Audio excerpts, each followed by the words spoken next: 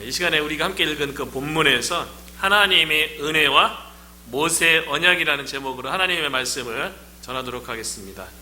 이스라엘 자손이 출애굽을 해서 3개월의 시간이 걸려서 시내 광야에 하나님의 산 호렙에 도착했어요. 하나님께서 하나님의 산 호렙에서 모세를 불러서 모세와 더불어 하나님께서 언약을 맺는 장면이 오늘 본문에 나오는 거거든요. 특별히 모세와 더불어 하나님께서 맺은 언약의 핵심은 우리가 잘 알고 있는 십계명이죠. 이 십계명이 이제 하나님과 모세가 맺은 그 언약인데, 하나님의 은혜와 모세 언약에 대해서 이 시간 함께 살펴보고자 합니다. 하나님께서 하나님의 백성에게 가장 바라는 것은 무엇일까요? 그것은 하나님께서 하나님의 백성에게 행하신 일들을 기억해주고 감사하기를 바란다는 거예요. 하나님은 하나님의 백성에게 그들이 뭔가 하나님을 위해서 무슨 일을 해서 하나님께 기쁘게 하고 하나님께 영광 돌릴까, 이런 거를 먼저 바란다기보다는요, 오늘날도 마찬가지예요. 예수 그리스도를 믿고 하나님의 자녀가 되어서 교회에 나와서 하나님을 섬긴다고 할 적에 하나님 아버지께서 우리를 향해서 가지신 가장 바라는 그 마음이요, 우리가 뭔가 좀 했으면 좋겠다, 우리가 뭔가 하나님의 영광을 위해서, 하나님의 기쁨을 위해서, 하나님 나라 확장을 위해서 여러 가지 이렇게 하나님을 위해서 뭔가 하기를 하나님께서 바라는 게 아니고요, 그거 전에 하나님께서 우리에게 행하신 일이 무엇인지 먼저 기억하고 감사하는 마음을 갖기를 원한다는 거예요. 이것은 마치 부모와 자녀와의 관계에서도 마찬가지로 나타나는 거죠.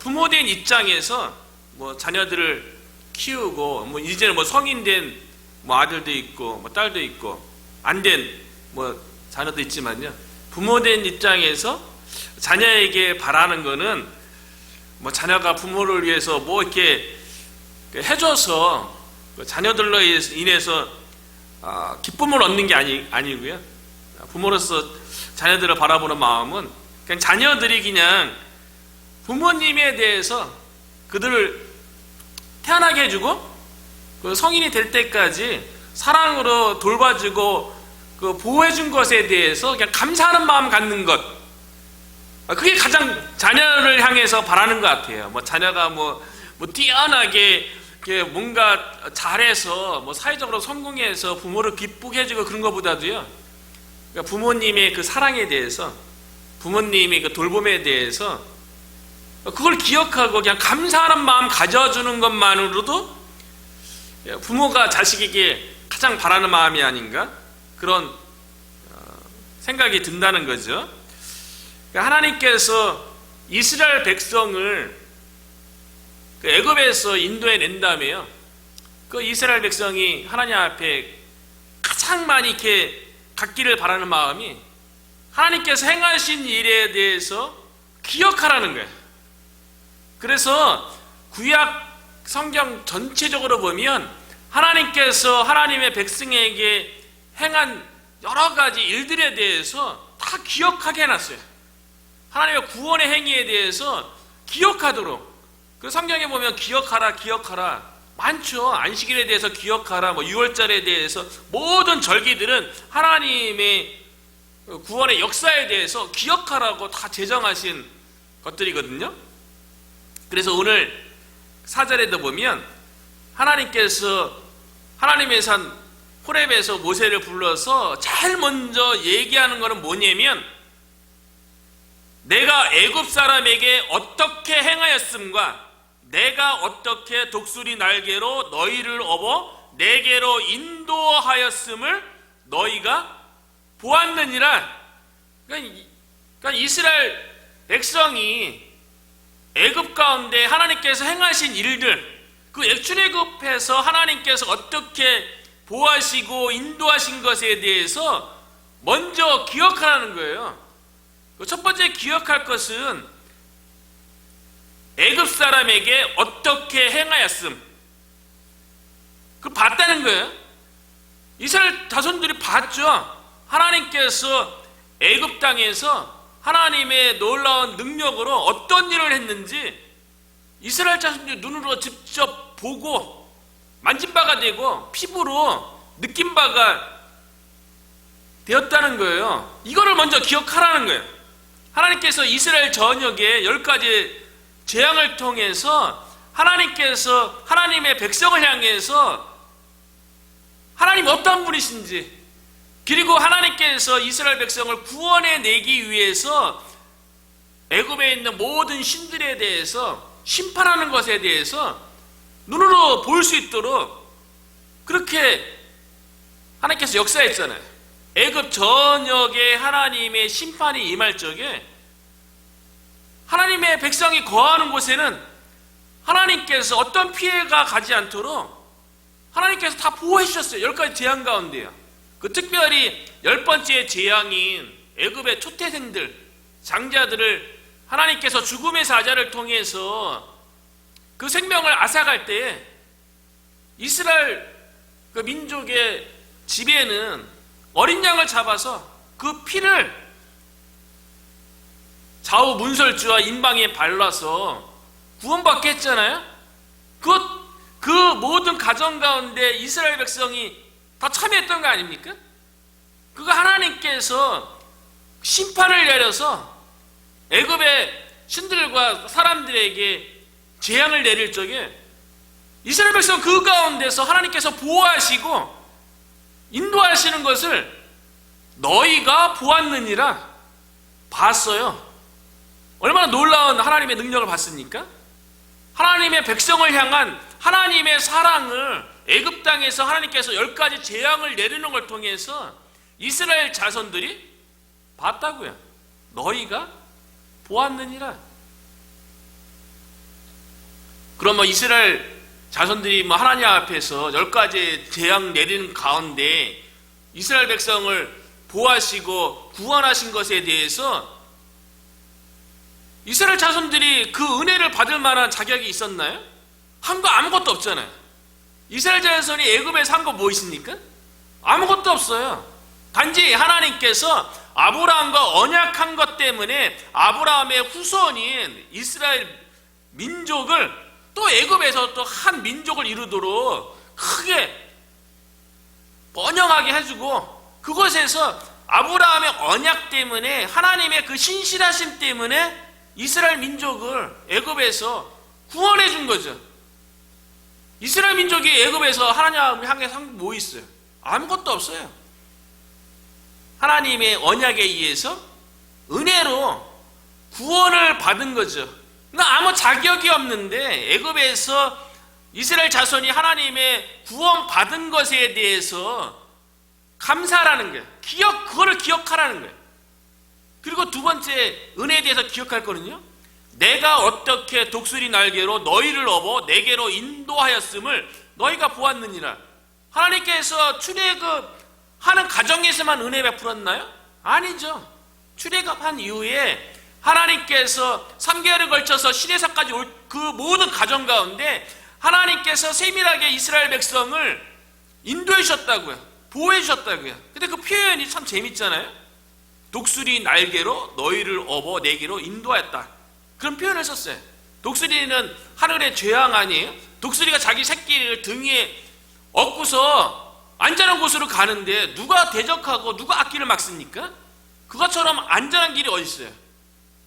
마치 하나님께서 독수리가 새끼를 등에 업고 가는 것처럼 그와 같이 세밀하게 이스라엘 백성이 다치지 아니하도록 가장 안전하게 보호하면서 시내산까지 인도한 것을 너희가 보았느니라.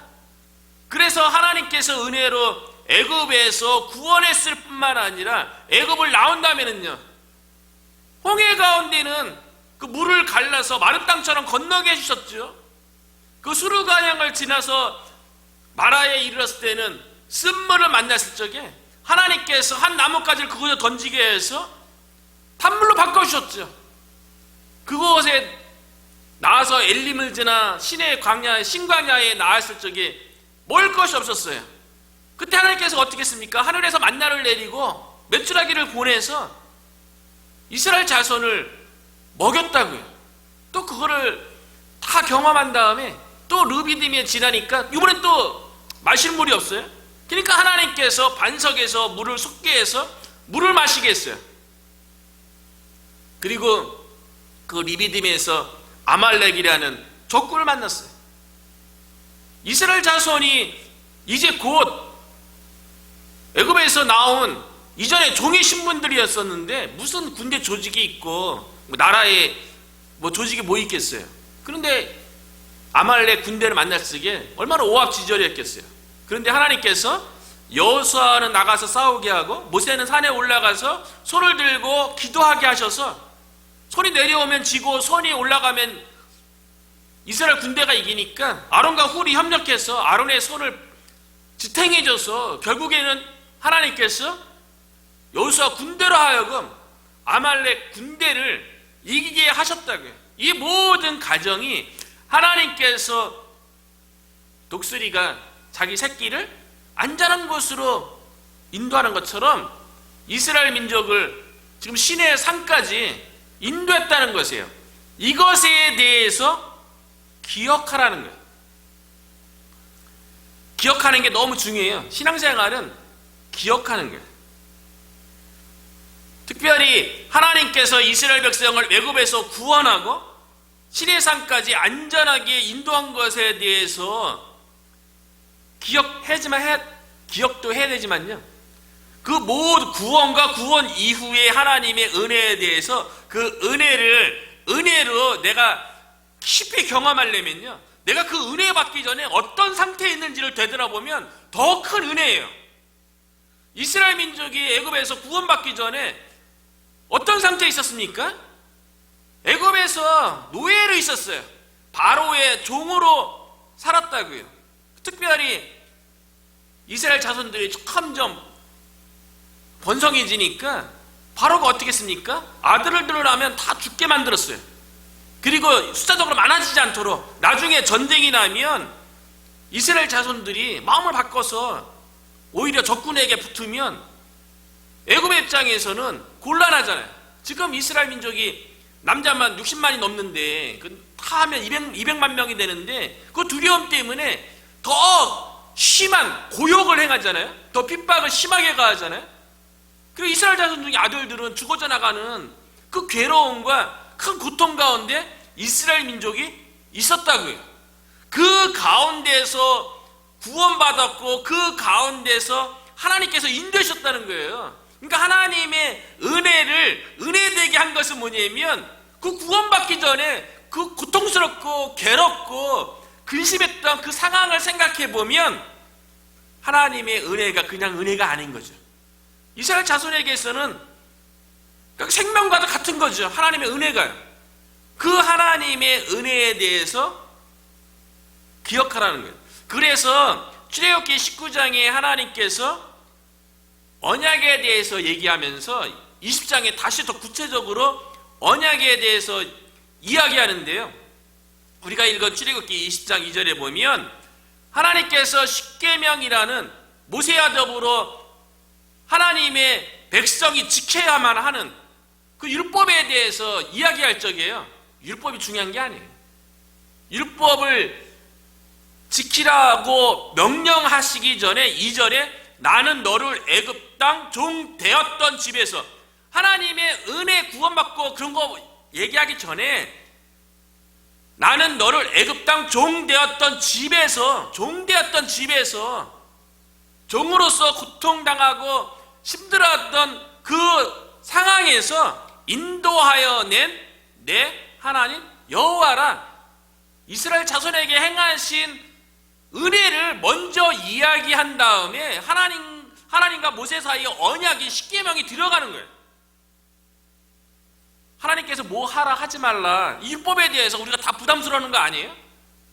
그런데 율법 이전에 하나님의 은혜가 먼저 있는 거예요. 하나님의 은혜에 대해서 우리가 먼저 기억을 하면 하나님의 은혜에 대해서 우리가 생각을 하면, 그리고 하나님의 은혜를 은혜로 받기 위해서 은혜 전에 내 상태가 어땠는지를 알게 되면 하나님께서 율법으로 준 것에 대해서요, 그게 부담이 아닌 거예요. 그렇기 때문에 모세 언약이 뭐 행위 언약이다, 뭐 공로 하나님 앞에 이런 얘기 많이 하는데요, 사실은 모세 언약도 은혜 언약이에요. 애굽에서 종되었던 집에서 구원받았는데요, 그 하라 하지 말라 그 율법이 무슨 그게 나의 족쇄가 됩니까? 자유자가 됐는데요, 하나님의 인도하심과 보호하심을 내가 받고 있는데 하나님께서 율법 준 것에 대해서 오히려 그 은혜를 안다면, 내가 어떤 상태에서 구원받은 놀라운 은혜 가운데 있다는 걸 알게 된다면 율법은 자발적으로 순종하게 되는 거죠. 그래서 우리 안에 회복되어야 할 것은 하나님의 은혜에 대한 회복이에요. 그 은혜 가운데 하나님께서 우리에게 보여준 사랑을 회복하는 길이 우리가 하나님 앞에서 기쁨과 자발적으로 하나님의 말씀에 순종하게 된다는 거예요. 큰 은혜를 입었는데 하나님 앞에요, 우리가 생명을 받았잖아요. 우리가 영생을 받았잖아요. 영생을 받았는데 율법 그게 비교가 안 되죠. 우리가 하나님 앞에서 뭐 노력을 한다 할지라도, 선행을 한다 할지라도, 공로를 한다 할지라도 우리가 살아생전에 하는 거가 영생에 비하면 아무것도 아니죠. 그런데 무슨 우리가 노력해서 우리가 뭐 하나님 앞에 공로로서 구원받고 영생받고 그런 게 아니죠. 은혜 때문에 하나님의 말씀에 순종하는 거예요. 그래서 요한복음 3장 16절에 보면요, 하나님이 세상을 이처럼 사랑하사 독생자를 주셨으니 이는 그를 믿는 자마다 멸망하지 않고 영생을 얻게 하려 하심이라. 우리가 이전에는 멸망받을 존재였는데 영생을 받았어요. 하나님이 사랑하셔서 독생자 예수 그리스도를 십자가에 못 박혀 죽으셨게 했기 때문에요. 그 은혜가 우리 가운데 있는 거예요. 그 하나님의 사랑이 우리 가운데 있는 거죠. 로마서 5장 8절에도 보면요, 우리가 아직 죄인 되었을 때, 이전에 죄인 되었을 때에, 그래서 하나님의 진노 가운데, 하나님의 심판 가운데 멸망의 길로 갈 수밖에 없고 지옥에 갈 수밖에 없었던 우리들이었는데, 그리스도께서 우리를 위하여 죽으심으로 하나님께서 우리에 대한 자기의 사랑을 확증하셨느니라. 재현되었을 때예요. 우리를 위해서 십자가에 못 박혀 죽으심으로 하나님께서 우리를 얼마나 사랑하시는지를 확실하게 증명해줬대요. 그보다 하나님께서 우리를 사랑하시는 증거가 어디 있겠어요? 예수 그리스도의 십자가에 흘리신 그 피 외에 하나님께서 우리를 향하신 그 사랑의 증표, 그보다 더 큰 게 어디 있겠어요? 그게 가장 큰 증거죠. 근데 우리가 그 증거를 우리 마음에 다 가지고 있다고요. 그 하나님의 사랑, 하나님의 은혜로 우리가 영생 가운데, 생명 가운데 하나님의 자녀로서 살아가게 되었다는 거죠. 그러니까 하나님께서 우리가 예수 믿기 전에 그때의 삶을 되돌아보면 은혜가 넘치는 거죠. 늘 제가 가끔씩 얘기하잖아요. 나 같은 자가 어떻게 예수님 믿었을까? 아무리 주변을 둘러보고 상황을 둘러봐도 예수님 믿을 수 있는 그런 환경이 아니었는데, 예수님 믿은 거 지금도 되돌아봐도요, 다른 말로 논리적으로 뭐 납득되게끔 설명되는 게 아니라 그냥 하나님의 은혜인 거죠. 세상 가운데 살아갈 수밖에 없고, 세상의 욕심을 따라서, 내 육체의 즐거움을 따라서 잠시 잠깐 있다가 사라질 것을 위해서, 그것이 뭐 대단한 것처럼 그것을 내 욕망을 꿈으로 비전으로 포장해서 이 땅 가운데 살아갈 수밖에 없었는데, 뭐 저를 사랑해 주셔서 은혜 베풀어줘서 하나님의 자녀 삼아 주셔서 더 이상, 그쵸, 사탄 마귀의 그 괴계에 넘어지지 아니하고 우상 숭배에 빠지지 않고요, 멸망의 길로 가지 않고 영생의 길로 영원한 것을 위해서, 위의 것을 위해서 살아가도록 내가 구원받았다는 거, 거기다가 또 목회자로 주님을 섬길 수 있는 자리로 부르셨다는 것에 대해서 은혜 아니고서는 길이 없는 거죠. 그렇기 때문에 우리가 믿음 생활뿐만 아니라 우리가 하나님의 사역을 감당하는 데 있어서요, 그 근거는 우리 안에 하나님의 은혜에 대한 감동이 있어야 되는 거예요. 하나님께서 우리를 사랑했다는 그 사랑에 그 감동이 있어야지 신앙생활이 힘든 게 아니죠. 신앙생활이 왜 힘들다고 여기는 사람들은 왜 그렇습니까? 그들의 마음 가운데 하나님의 은혜에 대한 감동이 사라진 거예요. 이전에 있었다 할지라도 사라졌거나 하나님의 사랑에 대해서 그 감동이 잊혀졌기 때문에 신앙생활이 무기력한 거죠. 신앙생활 가운데 의욕이 없는 거죠. 예전에 아주 20, 30년 전에 그 신문으로 주로, 지금 뭐 인터넷으로 다 검색하지만 예전에는 이제 신문에 이제 나왔던 기사 가운데 하나 인상적으로 읽었던 기사를 이전에도 뭐 설교할 때 뭐 이용하기 위해서 제가 기억해둔 이야기가 있어요. 뉴욕에 실제로 있는 이야기거든요. 뉴욕의 그 노 부부가 부부 사이가 너무 좋은 거예요. 너무 서로 아끼고 사랑하고 그런 모습을 평생 유지해 갖고요. 그게 기사로 실렸어요. 근데 그 노부부가 되게 유명했나 봐요. 그래서 한 신문사에서 기자가 찾아가서 그 노부부를 인터뷰를 한 거예요. 어떻게 두 분은 그 사랑을 유지하고 서로 사랑을 유지하고 아끼고 이렇게 돌보고 이런 게 지금까지 노년까지 이렇게 유지할 수 있던 비결이 무엇입니까? 라고 물었어요. 행복한 그 비결에 대해서 물었어요. 그러니까 그 노부부가 뭘 얘기했냐면요, 이 두 분이 어디서 만났냐면 그 영국에서 그 남자가 아마 그 군인이었고 여자는 아마 영국 여자였던 것 같아요. 근데 영국에서 처음 만나갖고 서로 교제하다가 사랑이 이제 팍팍 튄 거죠.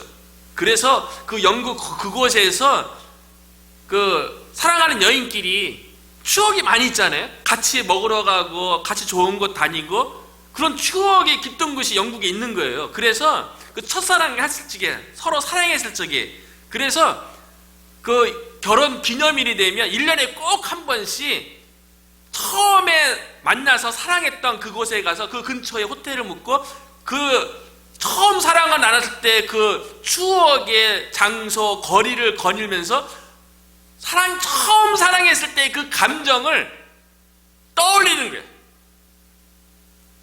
그래서 그때의 감정, 그때 상대방에게서 가졌던, 처음 사랑했을 적에 상대방에게 가졌던 뭐 소중하게 여기는 마음, 배려하는 마음, 뭐 이런 거죠. 처음에 사랑했던, 헌신적으로 사랑했던 그 마음을 결혼식 기념일 때마다 그거를 기억한다는 거예요. 매년 간다는 거예요. 제가 결혼하기 전에 교회의 한 목사님께서 저에게 이런 조언을 해줬어요. 어떤 조언이냐면, 결혼하면 또 실질적으로 부부가 생활하다 보면 힘들고 어려운 일도 겪게 된다고. 그러면서 그분이 저한테 조언해 준 게 뭐냐면요, 그때 이제 연애할 때가 막 그랬는데, 연애할 때 결혼하기 전에 추억을 많이 쌓으라 그러더라고요. 추억을 많이 쌓고 그 사진을 많이 찍어두래요. 그리고 나중에 결혼해서 생활하다가 힘들고 어렵거든 사진첩을 꺼내서 사랑하고 연애할 적에 그 추억을, 그때의 감정을 되새겨 보라고. 그러면 많은 도움이 될 거라고 저한테 그렇게 조언해주는 목사님이 있었어요. 사람과의 관계에서도 그렇고요, 하나님과의 관계에서도 그렇고, 첫 은혜 때, 첫사랑 때가 가장 강렬한 거예요. 그래서 성경에도 에베소 교회를 향해서 하나님께서 얘기한 거는 처음 사랑을 회복하라고 얘기하잖아요.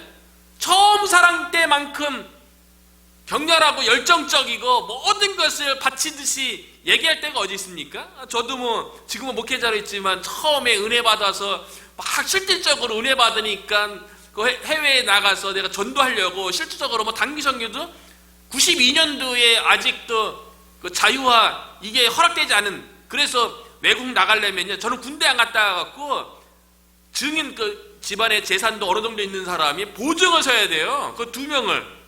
근데 그거로 부모님한테 얘기하니까 어머니가 또 동네에서 그래도 잘 사는 분 가서 땅 있는 분 그거 다 법적으로 증명을 해서 나가야만 하는 때였는데 또 은혜롭게 또 어머니가 도와주셔갖고 92년도에 일본 갔다 오고 뭐 그 다음에도 뭐 홍콩 갔다 오고 그때 제 개인적인 그때 목사라도 사명은 받았지만 제 마음속에 그런 얘기했어요. 어떤 생각했냐면 내가 주님을 위해서 마지막엔 장렬하게 순교해야지. 그래서 자비랑 선교사가 돼야겠다. 그래서 중동이나 서남아시아 가서 이슬람 문화권에서 선교하다가 내가 장렬하게 순교해야지. 20대 초반에 친구들끼리 그런 얘기 했었어요. 처음 은혜가 너무 강렬하니까요 20대 초반에 못 모르고 그렇게 막 실질적으로 친구들끼리 그런 얘기를 했었어요. 막 준비하기도 하고 실제로 단기 선교에도 나가고 막 그랬다고요. 지금 되돌아보면 그때가 하나님을 향해서 가장 헌신적이고 가장 뜨거웠던 것 같아요. 하나님은 그걸 너무 잘 아는 거죠.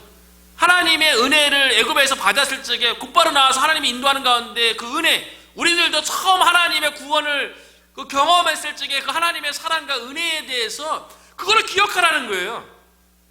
그거를 먼저 하나님께서 이야기한 다음에 하나님께서 모세와 언약을 맺는 거예요. 하나님께서 행하신 일을 먼저 기억하라는 거예요. 지난번에도 살펴봤지만 노아가 방주를 짓는 데 있어서요 노아에 대해서 성경은 의인이요 하나님과 동행하고 그런 인물이라고 성경은 기록하는데 그 전에 노아가 방주를 지을 수 있도록 뭐 의인이고 완전한 자고 하나님과 동행하는 자였기 때문에 방주를 지은 게 아니라 그 전에 노아는 하나님의 은혜를 입었더라. 은혜가 먼저 앞선 거예요. 은혜가 입었으니까 하나님 앞에 의인이고 방주도 지을 수 있었던 거죠. 하나님의 은혜가 없는데 어떻게 방주를 짓습니까? 모세와 때 마찬가지죠. 하나님께서 모세와 더불어 십계명이라는 율법을 주는데요 우리도 뭐 마찬가지인데 누가 하라 하지 말라는 것만처럼 거스르는 게 어디 있습니까? 내가 엄연히 내가 인격체고 자유의지가 있는데 누군가에 의해서 간섭받고 누군가에 의해서 지시받는 것만큼 인간의 기본적인 속성 가운데 거부감이 있고 싫어하는 마음이 다 있죠. 그런데 하나님의 은혜에 대해서 알면 하나님의 사랑의 그 처음 사랑의 하나님을 나를 향한 그 사랑을 경험했을 때는 저를 향해서 율법이 아니라 그보다 더한 것도 감사함으로 하게 되는 거죠.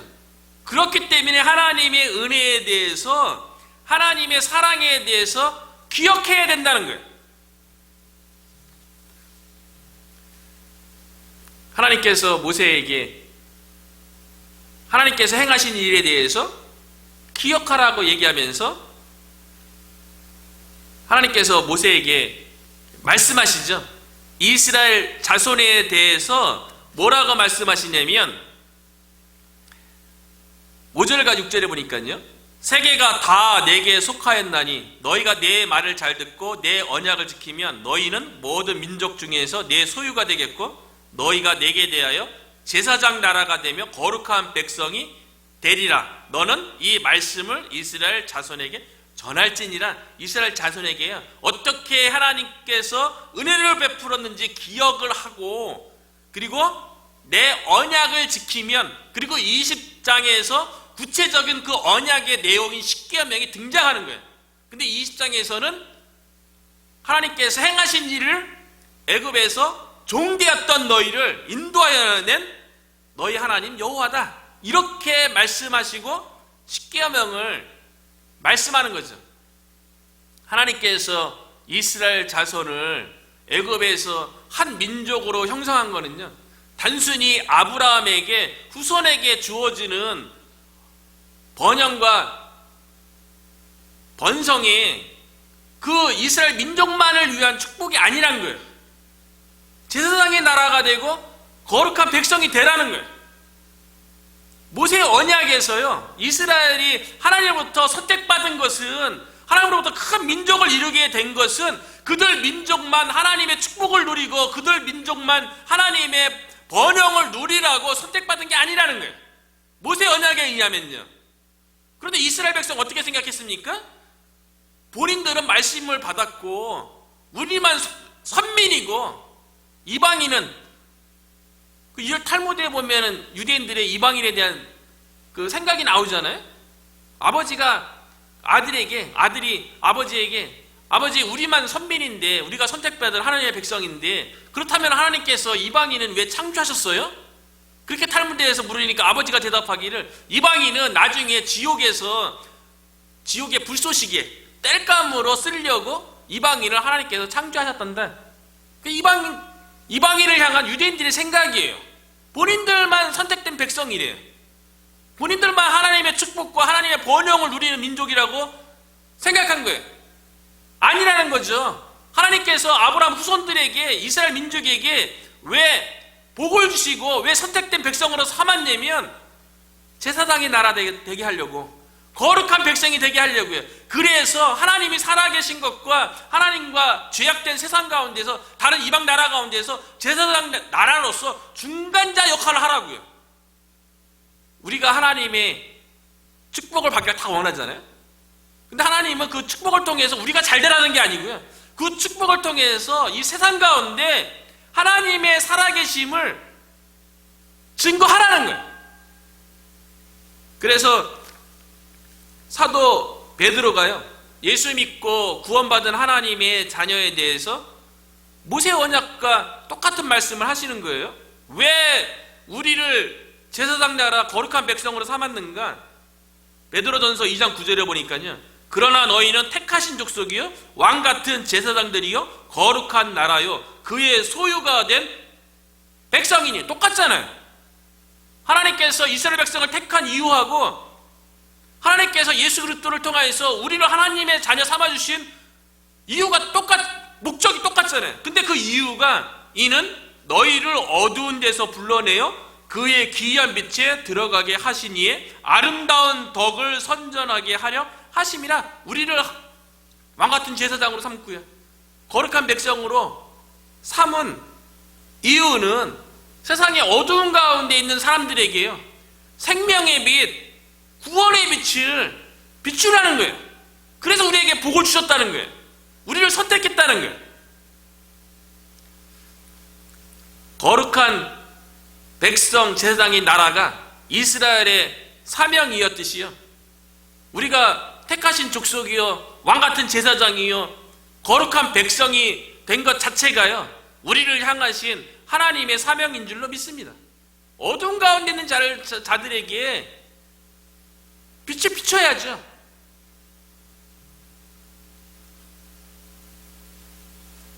다시 한번 하나님께서 모세에게 율법 이전에, 십계명 이전에 내가 너에게 행한 은혜에 대해서 먼저 이야기하는 거예요. 그래서 19장에 있는 그 언약의 구체적인 내용이 출애굽기 20장에서 이야기되어지는 십계명이 등장하는데요, 서두에 얘기했던 것처럼 십계명 주어지기 전에 하나님께서 행하신 은혜를 먼저 언급하는 거예요. 2절이죠. 나는 너를 애굽 땅 종되었던 집에서 인도하여 낸 내 하나님 여호와니라. 이거 먼저 기억하라는 거예요. 종되었던 집에서, 우리는요 죄와 사망 가운데 그 권세 가운데 있던 데에서 성령의 법 아래로 심판 가운데서 영생으로 그 하나님의 은혜를 기억하라는 거예요.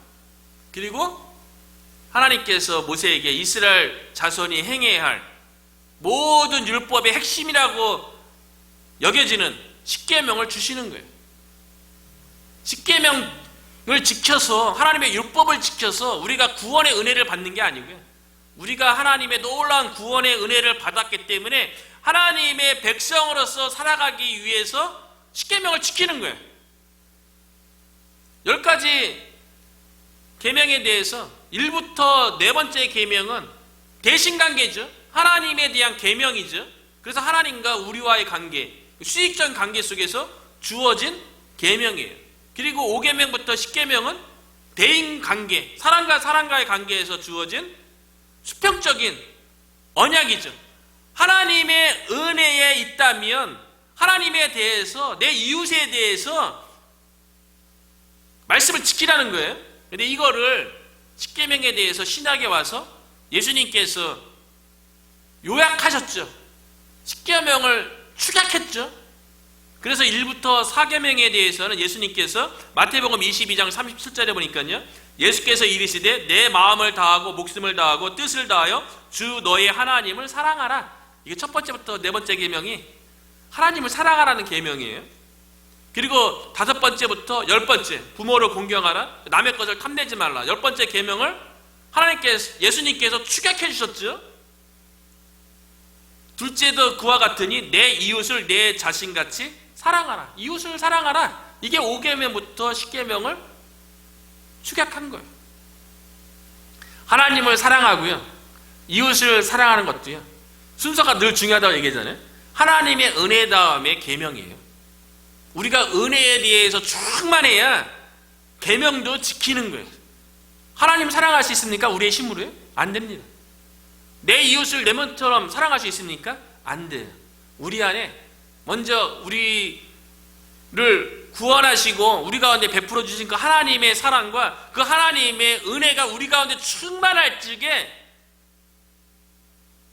하나님도 사랑하고요, 이웃도 사랑하는 모습으로 나오는 거예요. 그러니까 우리가 신앙생활을 하는데 또 하나님의 사역을 감당하는 데 있어서 늘 회복해야 될 마음은 뭐냐면 하나님의 은혜에 대한 마음이에요. 하나님의 첫사랑에 대한 마음을 회복해야 되는 거예요. 그 은혜와 사랑으로 우리에게 주어진 사명, 택하신 족속이고 제사장의 나라고 거룩한 백성으로, 또 그리고 예수님이 십계명을 요약해 놓은 것처럼 하나님을 사랑하고 이웃을 사랑하는 모습으로 우리가 이 지역 가운데서, 이 땅 가운데서 그렇게 세상의 빛으로 우리가 살아갈 수 있다는 거죠. 저와 여러분이 하나님의 그 은혜, 하나님의 그 사랑을 회복하고 충만하여서 우리의 믿음 생활뿐만 아니라 우리의 사역 가운데 차고 넘치는 하나님의 일하심이, 역사하심이 나타나기를 주의 이름으로 축원합니다.